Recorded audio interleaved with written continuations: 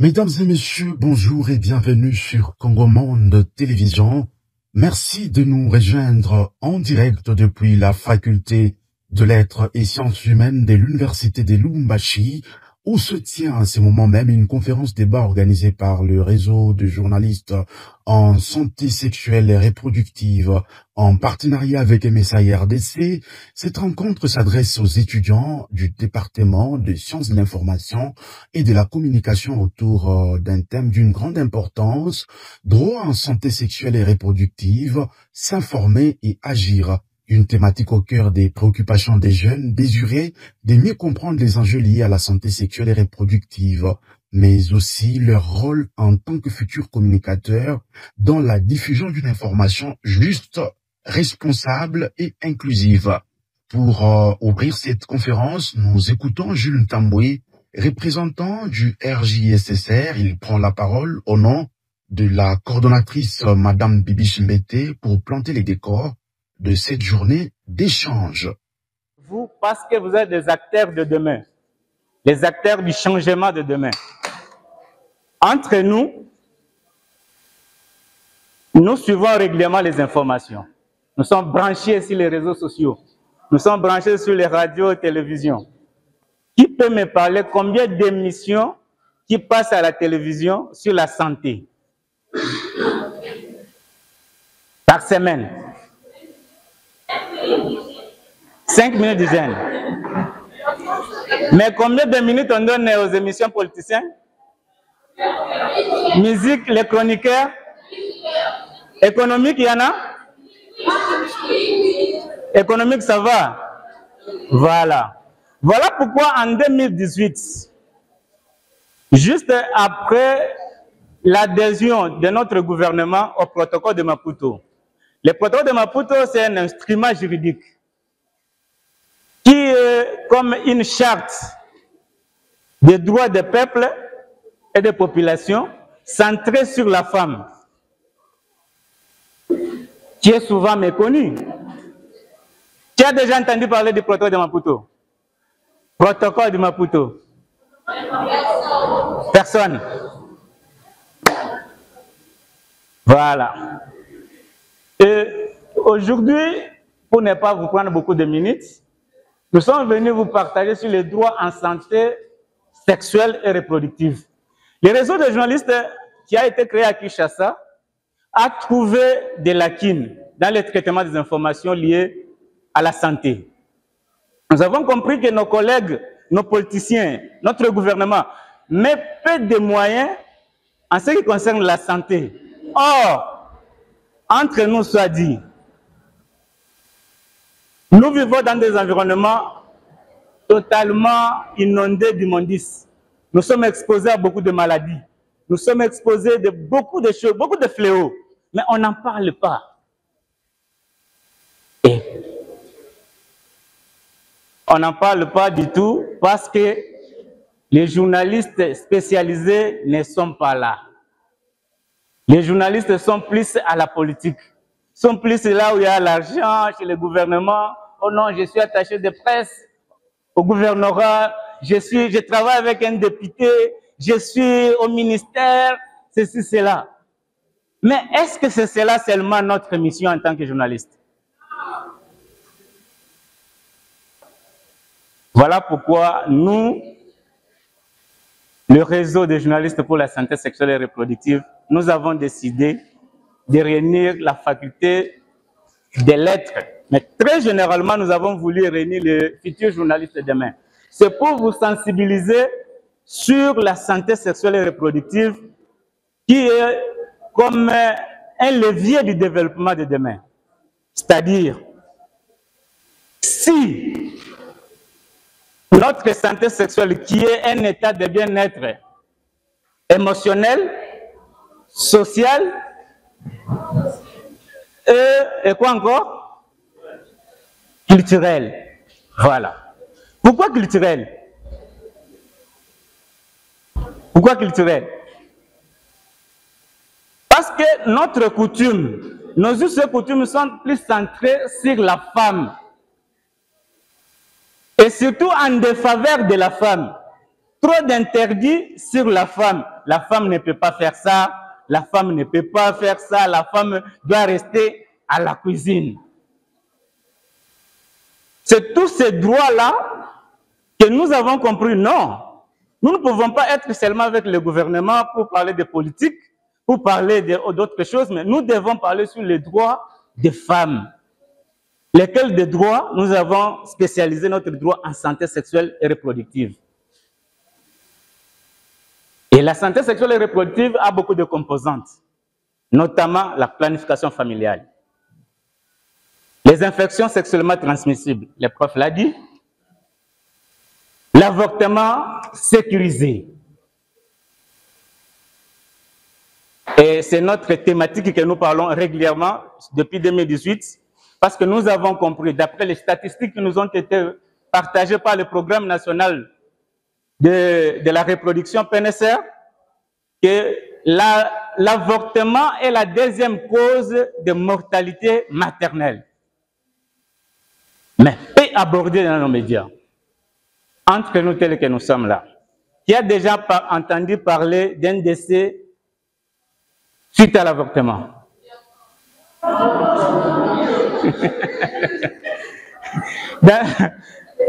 À l'église, à l'école, tu n'as jamais entendu, non, telle fille-là est morte parce qu'elle est allée chercher un charlatan pour avorter. Et l'avortement l'a compliqué. Déjà, même plusieurs fois, beaucoup de morts. Est-ce qu'on en parle à la télé? On n'en parle pas. On pense que c'est tabou. Voilà. Maintenant, nous, les journalistes pour la santé sexuelle et reproductive, nous nous sommes appropriés cette thématique pour dire non, ce qui est tabou devient dangereux dans notre communauté. Parce que nous n'en parlons pas, mais ça cause des dégâts. Des dégâts pourquoi? Quand une femme, quand une fille, mineure ou majeure, adolescente ou quoi, est violée, directement elle tombe enceinte, la famille se réunit ou la maman se dit « Ah, ça va jeter de l'opprobre dans notre famille, dans notre église. » Un pasteur qui engrosse une intercesseuse ou une chantre, on dit non, on ne parle pas. Nous allons consulter quelqu'un qui peut enlever ça. Ça va jeter de l'opprobre dans notre église.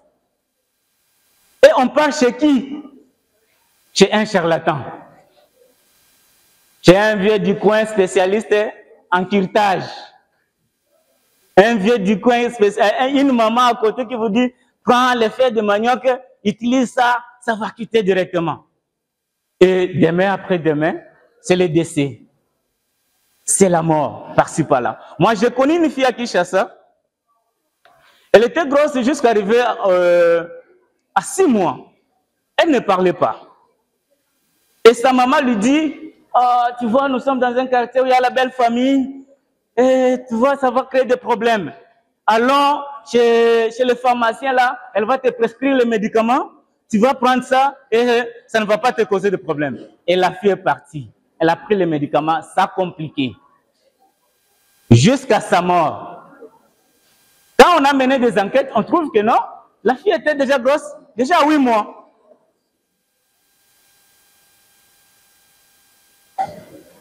Maintenant, entre nous sommes des futurs journalistes, non? Est-ce que nous sommes des futurs journalistes? Non. Est-ce que nous sommes des futurs journalistes? Ok. Si nous sommes des futurs journalistes, cela veut dire que nous sommes les futurs acteurs du changement de demain. Pourquoi nous sommes des futurs acteurs du changement? Pourquoi? Parce que si nous focalisons seulement sur les sujets qui n'apportent pas le changement dans notre pays, nous allons continuer à compter des morts nuit et jour. Nous allons continuer à pleurer. Par exemple, une fille qu'on a violée par son cousin, elle tombe enceinte. Le cousin lui dit, oh, tu vois, ça va créer des problèmes en famille. Est-ce qu'on peut recourir à un avortement? On part chez qui? Nous, en réseau, on nous a déjà taxé. Non, vous êtes des journalistes qui parlent sur l'avortement, qui parlent sur la planification familiale. Vous êtes contre nos us et coutumes. Mais que dit nos us et coutumes? Depuis nos aïeux, on comptait des morts suite aux avortements. Les pratiques traditionnelles sont venues d'où? Chez nos parents. On nous a appris à prendre les plantes, mélanger avec les médicaments modernes, et puis ça nous crée des problèmes à la longue. Pour sensibiliser, justement, parce que dans 2-3 ans, il y a même ceux-là qui pratiquent déjà, il y a ceux-là qui ont déjà le compte YouTube. Dans vos comptes YouTube, là, vous parlez de quoi? Peut-être vous filmez des caniveaux, vous filmez des choses peut-être qui n'apportent pas le changement. Mais aujourd'hui, nous voulons vous demander, vos smartphones-là doivent servir de cette sensibilisation sur la question de santé sexuelle et reproductive. La presse écrite, quand vous serez peut-être les attachés de presse, vous serez avec le ministre. Portez cette question de santé sexuelle comme une question du changement. Le changement, pourquoi? Parce qu'on vous a parlé des droits des femmes. Les profs vous ont parlé sur les droits des femmes. Ces droits-là sont méconnus des fois par nos parents, sont méconnus peut-être par nos communautés. Mais vous, qui serez demain dans des radios, qui serez demain des animateurs, animatrices des émissions, appropriez-vous cette question pour imposer, je peux dire même imposer, un changement dans notre culture, un changement dans notre communauté, parce que ça cause des dégâts. Il y a des morts par-ci par-là, parce que telle fille a été engrossée à 17 ans, la grossesse a compliqué. Est-ce que si cette fille-là a été bien informée à la télévision, attention aux grossesses non désirées, attention aux infections sexuellement transmissibles, attention aux avortements clandestins, on n'aurait pas compté et on ne comptera pas des morts régulièrement. J'ai dit et je vous remercie. Dans la suite du programme, le professeur Dr Richard Mukendi, médecin gynécologue et expert en santé sexuelle et reproductive, prend la parole en tant qu'orateur principal. Son intervention est axée sur les violences basées sur le genre et les obstacles rencontrés par les jeunes dans l'accès à la santé sexuelle et reproductive. Donc, si vous avez retenu ça, vous devez aussi retenir une chose. Chaque personne, homme comme femme, a droit à ne pas vivre la violence. Est-ce que vous comprenez? Parce qu'en fait, sur Terre, personne n'est venu accompagner l'autre. Et les hommes et les femmes ont droit à vivre leur sexualité de la meilleure façon qui soit, n'est-ce pas? Alors, l'OMS a dit une phrase très importante. Les personnes qui subiront une fois sur 3, ça veut dire si on prend les femmes, 3 femmes, l'une d'entre elles a déjà subi beaucoup de violence dans sa vie. C'est comme ça. On prend par hasard en cours de route, il y a toujours des femmes qui ont été violées, battues, ainsi de suite. C'est toujours comme ça. Ça veut dire que c'est à peu près 33% des femmes sur Terre qui ont déjà subi des violences graves. Mais 78% ont subi les petites violences dont je vous ai parlé, psychologiques, économiques et tout ça.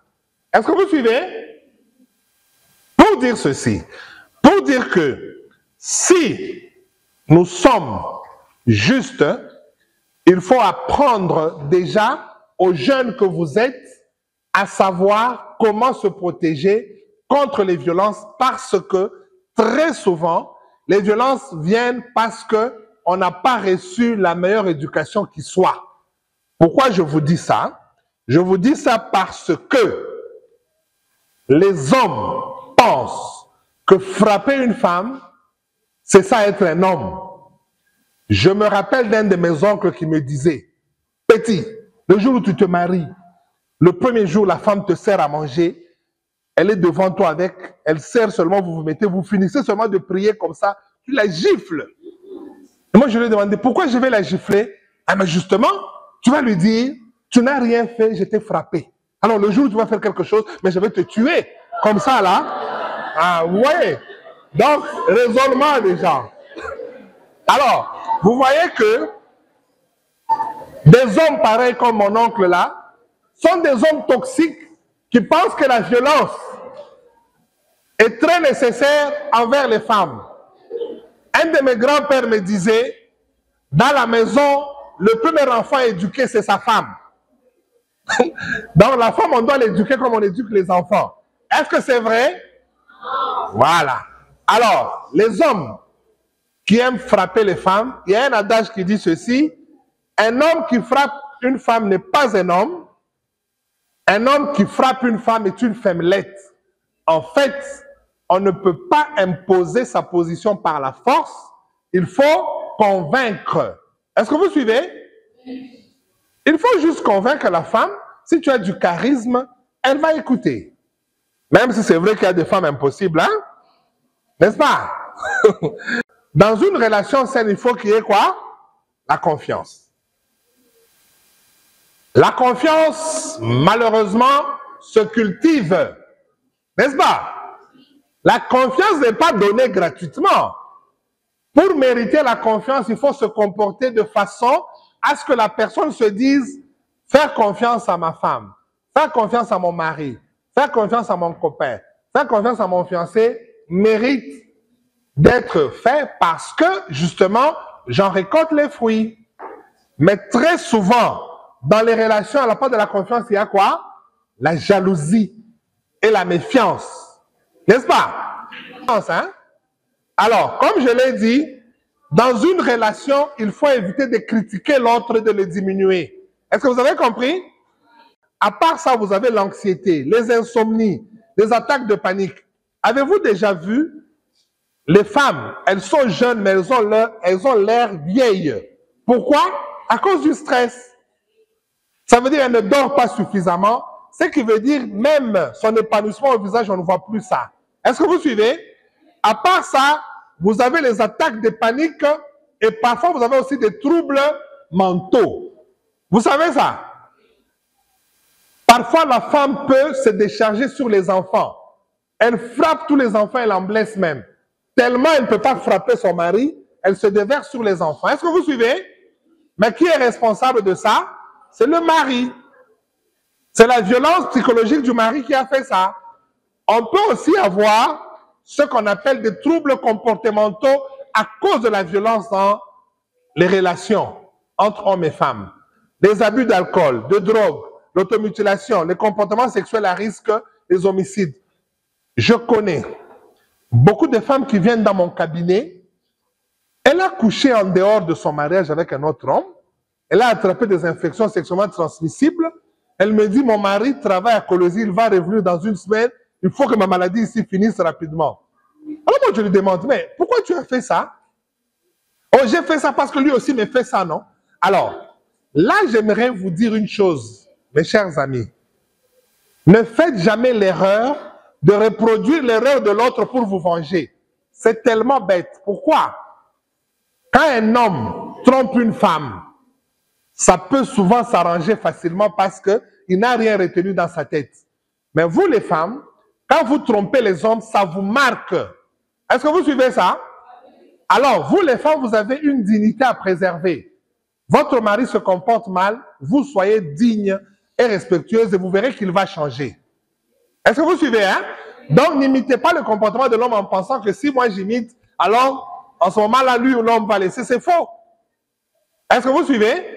Et justement, il y a des troubles qui peuvent toucher même les capacités reproductives de la femme. Ça veut dire les maladies inflammatoires pelviennes, les grossesses non désirées, les complications de la grossesse viennent souvent de là. Quand vous avez été en dehors de votre mariage, vous avez attrapé des infections sexuellement transmissibles. Parce que vous savez que ces infections-là, on les attrape qu'avec un autre homme. Ou alors le mari lui-même quand il est parti avec d'autres femmes. Est-ce que vous suivez? Mais vous savez, ce n'est pas facile dans un couple de résoudre ce problème. Pourquoi? Souvent, une femme vient au cabinet, je vois qu'elle a une maladie, par exemple, une blénorragie. Je sais qu'elle a attrapé ça chez un homme. Alors, j'essaie un peu de la sonder, je me rends compte que c'est une femme fidèle et tout ça. Donc, obligatoirement, ça vient de qui? De son mari. Mais vous savez que les hommes, il y en a beaucoup qui sont toxiques. Hein? Parfois, je prends le numéro de l'homme, j'appelle. Baba yambo sana docteur. Mon atafuta nini? Oye, baba, mimi consulter bibi yenu, mimi naona kuna malade fulani. Bon, il est membre du congrès, donc on joue comme tous. Écoute. Alors que je voulais lui dire, comme la femme a ça, sûrement que c'est toi qui as donné, tu vois. Et il m'arrête comme ça. Mais il arrive parfois que ce soit un peu plus compliqué. L'homme accepte. Je lui explique l'histoire, il dit, ah, je voulais baba docteur. Ni hatari, il m'a dit, oui, tout à fait, j'ai. Kuna muna ule mwanamke wa nje na yeye akunye malawa. Ah, docteur, iko nguvu ana moya. Ah. Parce qu'il n'a pas une seule copine. Il ne va pas les aligner en file indienne que alors à l'hôpital je vous ai contaminé. C'est ça le problème. C'est pour dire que les comportements de maraudage sexuel là, que ce soit de l'homme ou de la femme, ça complique vraiment la vie du couple. Est-ce que vous avez compris? Autre chose aussi, c'est que quand on frappe tout le temps la femme, on peut lui enlever ses dents. Vous connaissez les femmes qui n'ont plus de dents, non? Alors pour rigoler, elles rigolent toujours comme ça. C'est fini. Vous avez rendu l'aide d'une femme qui était belle. Toujours ça, il y a des femmes chez qui il y a des cicatrices là, mauvaises là au visage et tout ça, parce que l'homme est habitué à la frapper. Est-ce que vous suivez? Et justement, il y a parfois des femmes qui restent handicapées à vie à cause de la violence de l'homme. Est-ce qu'on s'est compris, hein? Donc, la leçon à retenir ici, c'est quoi? Vous les hommes, sachez résoudre les problèmes dans le dialogue. N'utilisez pas la violence pour vous faire entendre, parce que la violence ne peut jamais amener quelqu'un à vous écouter. Tout ce que la violence fait, c'est créer des hypocrites. Il y a une femme qui m'a dit, mon mari me frappe, mais il ne sait pas ce que j'ai fait. Parfois, avant de lui servir sa soupe, je crache dedans. Et puis, il mange avec appétit, moi, je suis contente. Tu vois? Donc, une réaction passive, mais mauvaise. Pour dire ceci, ne pensez pas que vous êtes le plus fort parce que vous utilisez la violence, parce qu'en réalité, la violence ne résout pas les problèmes à la longue. C'est pourquoi nous concluons en disant ceci. Ce que vous devez retenir par rapport à cette première présentation. Les femmes et les filles ont les mêmes droits que les hommes. Est-ce que tout le monde a compris ça? Deuxièmement, il est recommandé aux gens de vivre dans une relation saine plutôt que dans une relation malsaine. Je vous ai donné toutes les caractéristiques des deux relations, non? Vous avez compris, hein? Est-ce que ça vous a permis de faire l'examen de conscience vous-même? De vous dire que vous-même, vous avez parfois des comportements toxiques, hein? Et que vous devez changer. Troisièmement, les violences entre partenaires peuvent avoir des risques graves sur la santé. Je venais de vous dire ça, n'est-ce pas? Autre chose, je vous ai aussi dit ceci, dans un couple, si vous devez faire une décision qui concerne la reproduction, nombre d'enfants, ainsi de suite, c'est mieux de faire quoi? Le dialogue. Parce qu'avec le dialogue, tout le monde participe. Mais piéger parfois l'homme pour avoir un enfant dont lui ne veut plus, c'est très mauvais. C'est pourquoi parfois l'homme semble être irresponsable avec un enfant. C'est parce que vous l'avez eu contre son gré à lui aussi. Est-ce qu'on s'est compris, hein? Donc c'est mieux de négocier et d'avoir un nombre. Alors, je vous laisse un adage par rapport à cette première présentation. Je vous laisse un adage qui dit ceci. Si l'homme est plus fort que la femme physiquement, ce n'est pas pour la frapper, mais c'est pour faire quoi? La protéger. Tu vois, quand il y a des bandits à la maison, la femme dit, oh, j'entends du bruit. C'est toi qui dois aller voir. Sois le plus fort. N'est-ce pas? Mais, une chose à retenir, hein, un homme ne doit jamais lever la main sur la femme, mais il peut le faire uniquement pour faire quoi? Essuyer les larmes de cette femme-là. Est-ce que vous avez compris? Vous les jeunes, quand vous allez à l'hôpital, on vous traite comme des enfants, n'est-ce pas?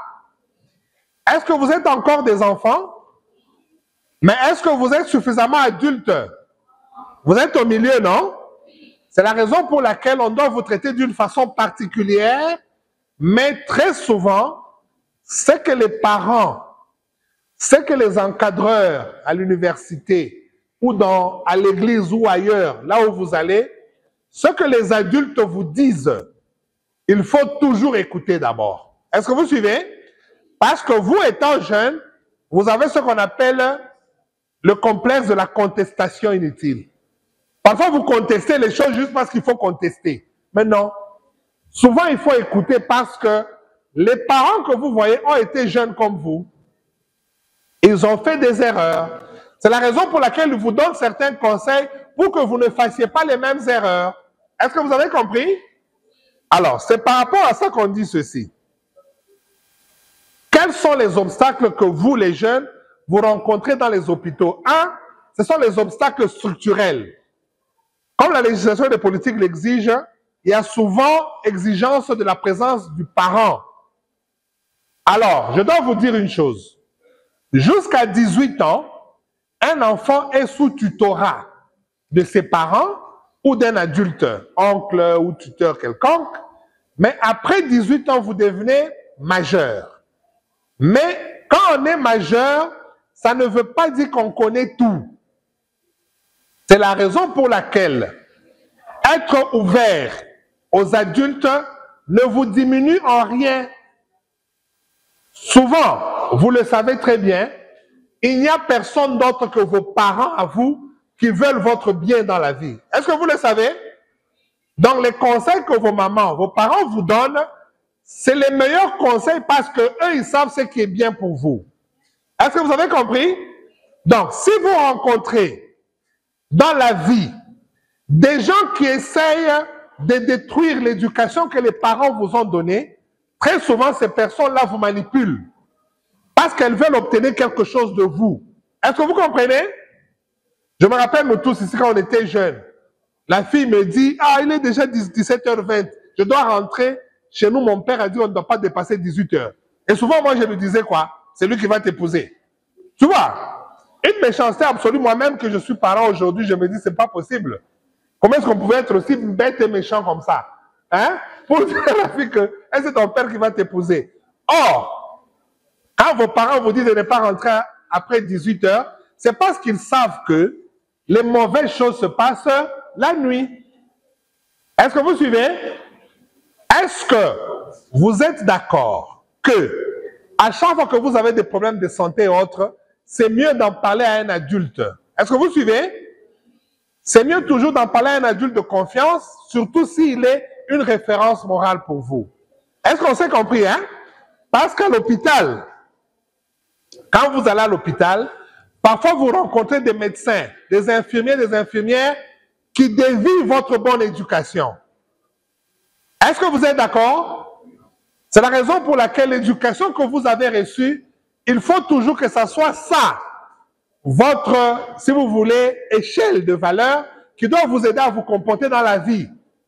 Ça ne veut pas dire qu'un médecin, une infirmière, un infirmier connaît plus de choses que vos parents, non.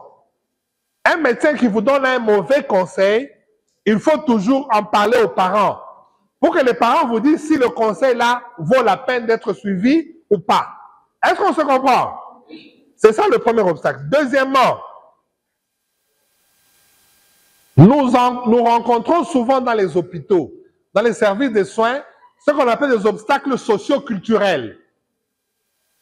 Quand tu es une fille et que tu as par exemple une maladie sexuellement transmissible parce que tu n'as pas eu la patience d'attendre le mariage pour avoir le premier rapport sexuel, il ne faut pas te gêner parce que peut-être qu'au stade où tu es, on peut encore résoudre le problème. Mais si tu te dis, si je vais à l'hôpital, on va se moquer de moi, on va parler, c'est à ce moment-là que les complications commencent. Est-ce qu'on se comprend? Les garçons, c'est la même chose. Parfois, vous attrapez une maladie qui détruit vos cellules germinatives et vous devenez infertile à vie. Vous devenez stérile à vie. C'est beaucoup mieux quand vous avez un problème de voir un adulte de votre choix de confiance pour qu'on puisse vous aider à résoudre ces problèmes de santé, n'est-ce pas? À part ça, les hôpitaux où vous allez, et on finit par là, doivent répondre aux normes que je vais vous dire maintenant. Parce que parfois, vous vous posez la question dans quel hôpital vous faire soigner, quels sont les critères sur lesquels vous devez vous baser, n'est-ce pas? Premièrement, l'hôpital, quand il vous reçoit, quand le personnel de santé vous reçoit, il doit vous donner la parole aussi. Il ne doit pas vous traiter comme des enfants. C'est pourquoi un médecin, une infirmière, un infirmier qui vous écoute, celui-là, c'est un bon parce qu'il a le temps d'écouter ce que vous avez à dire, n'est-ce pas? Première chose. Deuxième chose, l'hôpital dans lequel vous allez ne doit pas privilégier l'argent à la place des soins. Est-ce que vous suivez? Parce qu'une personne cupide qui aime plus l'argent que les soins, généralement, c'est une personne qui fait des soins au rabais en fonction de l'argent. Est-ce que vous suivez? Normalement, un bon service de soins, c'est celui où on vous traite d'abord avant de mettre en avant l'argent. Est-ce que vous suivez? Troisièmement, il faut que le personnel qui doit vous soigner vous explique ce qu'il fait. Si je vous dis par exemple, en fonction de ta plainte, tu es obligé d'enlever ta chemise pour que j'écoute un peu comment tes poumons respirent ou comment ton cœur bat. Là, tu comprends ce que je suis en train de faire. Pas des trucs du genre. Non, mais non. Pourquoi? Il faut toujours qu'il y ait des explications. C'est de ça qu'on parle ici quand on parle des services qui doivent recevoir normalement les jeunes et leur venir en aide réellement sur le plan sanitaire. Après, il faut que dans cet hôpital, bon, on a même fini, il faut que dans cet hôpital, il y ait la non-discrimination. Suivez. Un hôpital où on doit vous recevoir dans un bureau où il y a beaucoup de gens, où il n'y a aucune intimité, aucune confidentialité, ce n'est pas un bon hôpital. Est-ce que vous suivez? Parce que normalement, un bon hôpital doit vous donner du respect. Il doit vous recevoir dans un cadre respectueux. Dans un cadre respectueux où vous pouvez vous exprimer sans peur que ce que vous allez dire va aller dans des oreilles indiscrètes. Est-ce que vous suivez? À part ça, les hôpitaux où vous êtes accueillis doivent normalement vous écouter selon, si vous voulez, vos préférences culturelles. Je donne un exemple. Une femme me dit, moi je n'aime pas que les hommes voient ma nudité. Ce n'est pas un problème.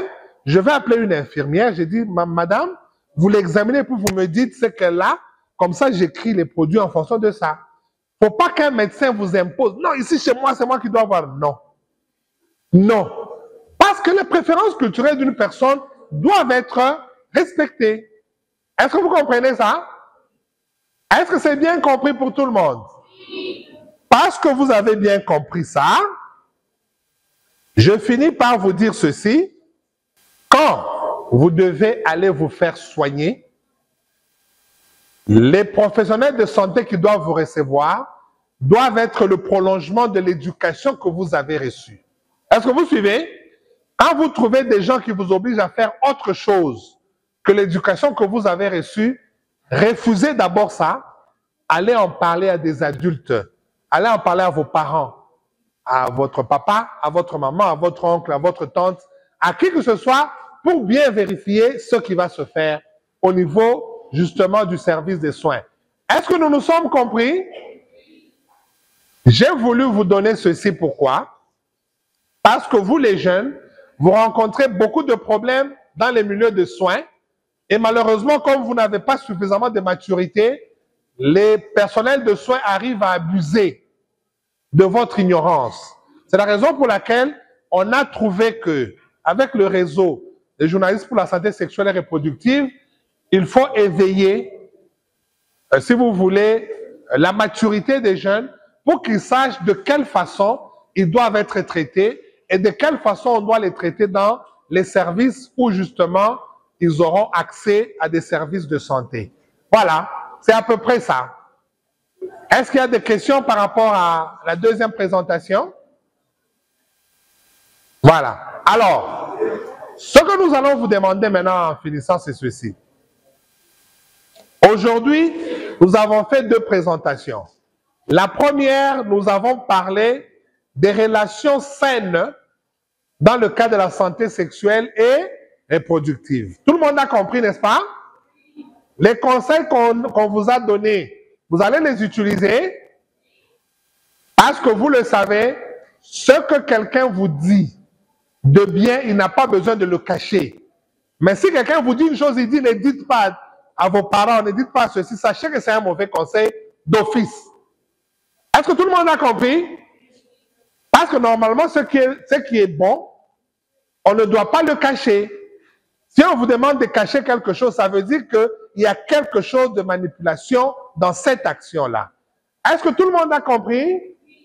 Voilà, c'est tout ce que nous avions besoin de venir faire comme partage avec vous aujourd'hui en nous disant, si on arrive à vous donner certaines astuces pour la vie dans le cadre de la santé sexuelle et reproductive, ça va vous permettre d'éviter beaucoup de problèmes dans la vie et surtout de mieux choisir sa ou son partenaire.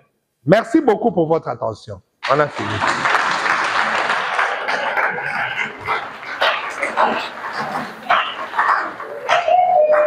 Également présent, les docteurs Dominique Katiabala, coordonnateur provincial du programme national de la santé de la reproduction PNSR dans le Haut-Katanga, rappelle quant à lui l'importance du planning familial pour le bien-être de communauté.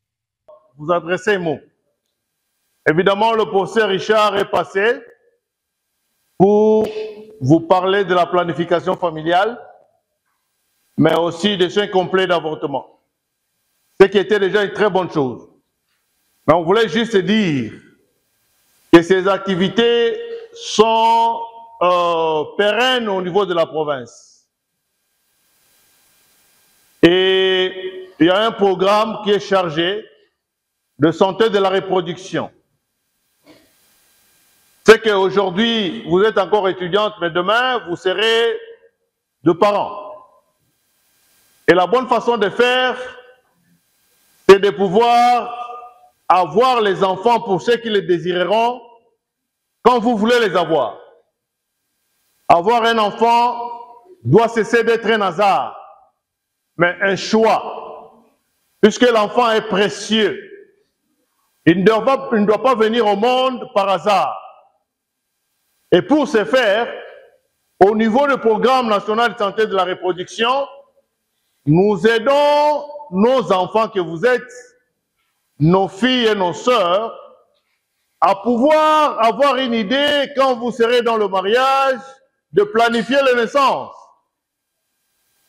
Et ceux qui ne voudront pas être dans le mariage, ils peuvent aussi planifier pour ne pas contracter une grossesse non désirée. Et là, nous avons plusieurs méthodes que nous utilisons pour aider ceux qui veulent à pouvoir avoir les enfants quand ils veulent. Puisque, comme vous le savez, lorsqu'on s'accouple, c'est pour deux raisons. La première raison, c'est la récréation, c'est-à-dire le plaisir. Et la deuxième raison, c'est la reproduction. Alors, tout accouplement ne doit pas aboutir à une reproduction. Voilà pourquoi nous proposons ces méthodes pour aider ceux qui veulent à pouvoir planifier. Mais dans cette histoire, nous ne sommes pas seuls. Vous allez peut-être recevoir votre petit transport. Nous avons un partenaire qui nous appuie dans l'achat des contraceptifs, dans la formation des prestataires. C'est MSI qui représente Dr Padou qui est avec moi. Peut-être qu'avec votre autorisation, il peut vous adresser un mot pour vous dire MSI c'est quoi. Merci beaucoup.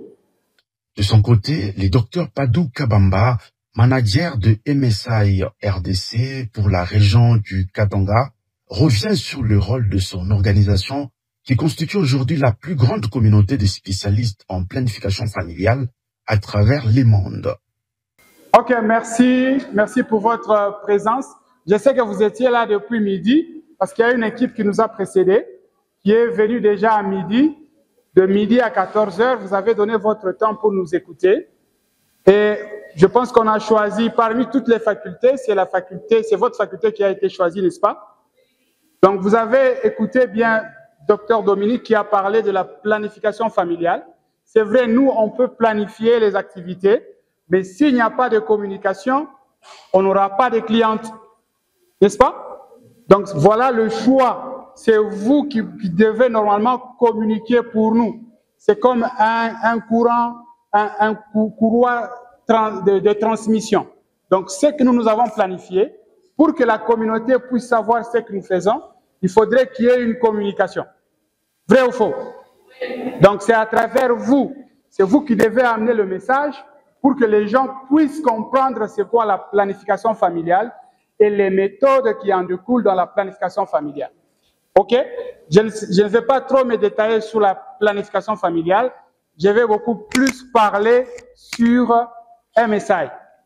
C'est bien écrit MSI, n'est-ce pas? Donc, MSI, c'est une organisation internationale qui a vu jour en 1976. On est ensemble. Ça existe depuis 1976. Ça fait combien d'années? Ça fait combien d'années? Nous sommes en 2025, non? Combien?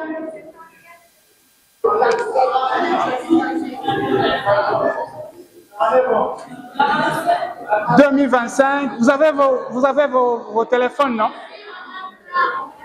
Combien? Calculez d'abord.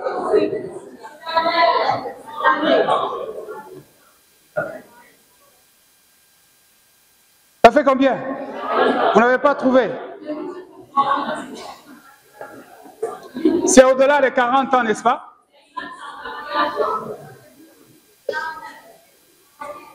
Combien? 50 ans. 2025, mon 1976. 49 ans. Donc, cette organisation existe depuis bien longtemps. Et notre organisation internationale MSI, c'est Mari Stop International. Alors, vous allez comprendre qu'il y a un nom qu'on appelle Marie. C'est une dame.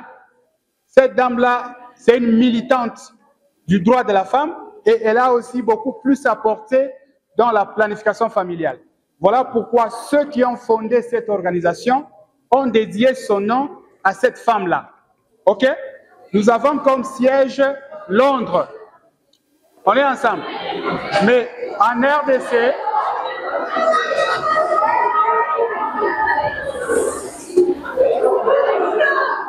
OK.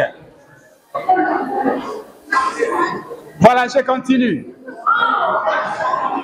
Nous sommes en RDC depuis 2017. Et actuellement, nous sommes dans 6 provinces. Parmi les 6 provinces, il y a aussi la province du Haut-Katanga où nous sommes. On est ensemble. Donc, nous travaillons ensemble avec le ministère de Santé dans le volet planification familiale. Voilà un peu, en bref, ce que c'est MSI.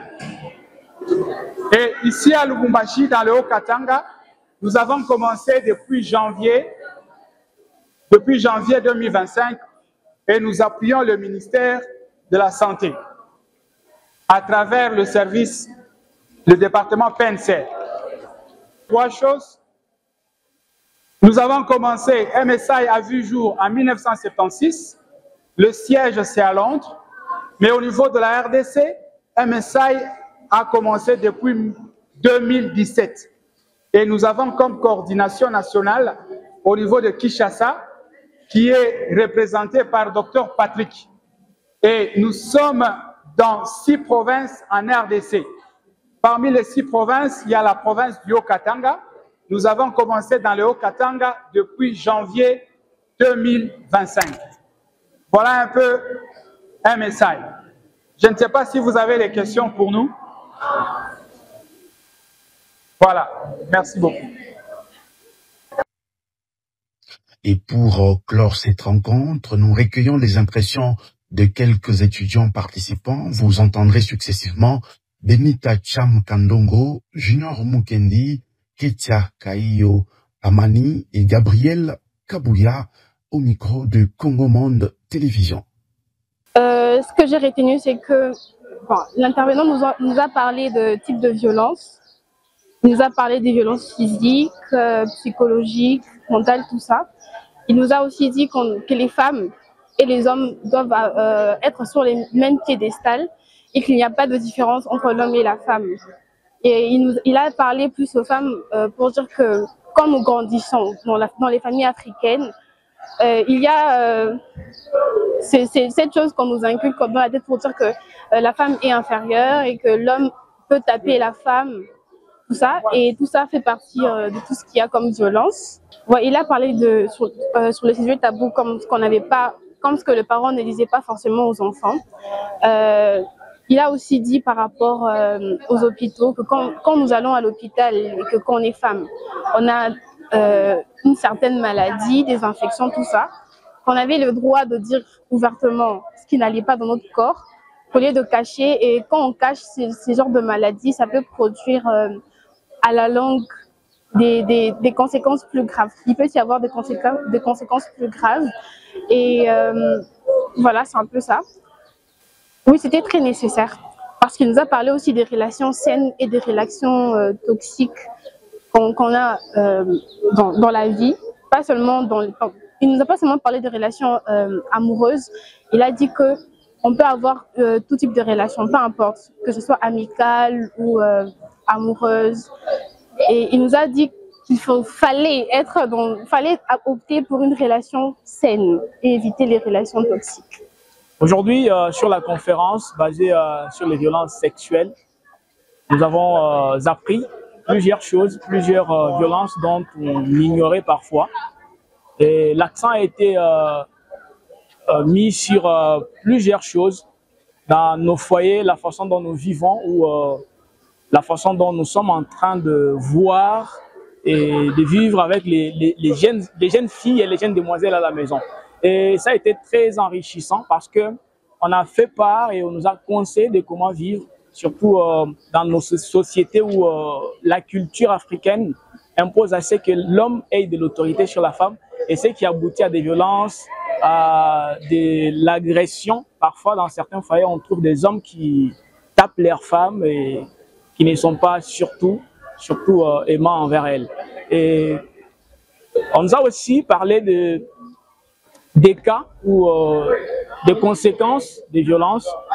C'est que les violences peuvent causer des abus sexuels, ça peut amener la dépression, l'anxiété, et ça peut amener même quelqu'un à ne pas encore avoir confiance en elle-même. Donc c'est un peu ça, et ce sont des choses qu'on ignorait. L'accent du docteur, il nous a enseigné comment vivre et surtout de comment promouvoir le respect mutuel, se respecter sincèrement, vivre dans l'honnêteté. Et voilà ce qu'on peut faire dans la vie et savoir vivre est très important. Oui, ces genres de questions doivent être toujours d'actualité parce que dans nos foyers, beaucoup de personnes ne savent pas comment s'y prendre. Et parfois, dans des familles où nous venons, on nous a appris que l'homme c'est l'autorité, l'homme c'est l'imposition, alors qu'aujourd'hui, chacun de nous doit prévaloir ses points de vie, doit s'imposer comme un humain et pas vivre comme dans une colonisation. Donc, c'est très important aujourd'hui, en tant que journaliste, d'aborder ce genre de questions. Ça aide les gens à améliorer leur santé, leur manière de vivre, leurs relations. Ça amène la sincérité et le respect mutuel. Donc, les journalistes doivent beaucoup parler et mettre beaucoup l'accent sur ça pour aider les sociétés, les familles, voulais-je dire, à vivre dans l'aisance. J'ai trouvé la conférence très pertinente car elle touche un sujet assez commun. En tant que jeune, c'est très important qu'on soit informé sur la santé sexuelle. Et ce que j'ai trouvé de très important, c'est que ça a touché un point sur un fait social. Ça parlait des relations toxiques et des relations saines. Et maintenant, je suis fixée. Je suis informée sur les relations toxiques et les relations saines. Et prochainement, je sais que je ferai de meilleurs choix dans mes relations amicales, tout comme dans les autres relations. Et ce que j'ai aimé, c'est qu'on nous a montré comment est-ce qu'on doit s'y prendre lorsqu'on va à l'hôpital. Ce n'est pas, on ne va pas pouvoir accepter n'importe quelle information venant des docteurs. Ce que j'ai aussi compris, c'est qu'il faudrait qu'on puisse s'ouvrir. Quand on va voir les docteurs, ne pas rester fermé ou faire l'hypocrisie. Ce que j'ai compris, c'est que Les prochaines fois où j'irai à l'hôpital, je serai plus détendue et je serai plus ouverte et moins hypocrite. La conférence, elle a été bien enrichissante. Nous avons de ces faits rencontré différents types de violences que nous ignorons tous ces temps ici, même si elles existaient tout autour de nous. Nous avons bien assisté à, bien qu'il y ait différents types de violences, nous avons pu énumérer entre nous, comme en étant jeunes, trois types de violences qui sont entre autres la violence physique, la violence psychologique et la violence financière. Alors, dans ces trois violences, nous jeunes, nous sommes confrontés à cela. Nous essayons de pouvoir comprendre ce type de violence afin de pouvoir modifier nos comportements, notre vivre, notre savoir-faire vis-à-vis de l'autre et vis-à-vis de nous-mêmes pour enfin permettre à ce que rien ne puisse nous arriver de tel et vivre une vie meilleure tout en sachant que ces violences-là existent. À travers cette conférence de bas, le RJSSR et MSIRDC veulent non seulement renforcer les connaissances des jeunes sur la santé sexuelle et reproductive, mais aussi les inciter à s'impliquer activement dans la promotion et la défense de ces droits. Les échanges interactifs ont permis d'aborder plusieurs sujets souvent tabous, la stigmatisation liée à la santé sexuelle et reproductive, les droits de femmes ainsi que l'éducation à la sexualité. Ensemble, pour le RJSSR, il s'agit de bâtir une nouvelle génération de communicateurs responsables, capables de relayer des messages positifs, fondés sur des données fiables dans le respect des droits humains. Merci de votre attention et à très bientôt pour un prochain rendez-vous sur Congo Monde Télévision.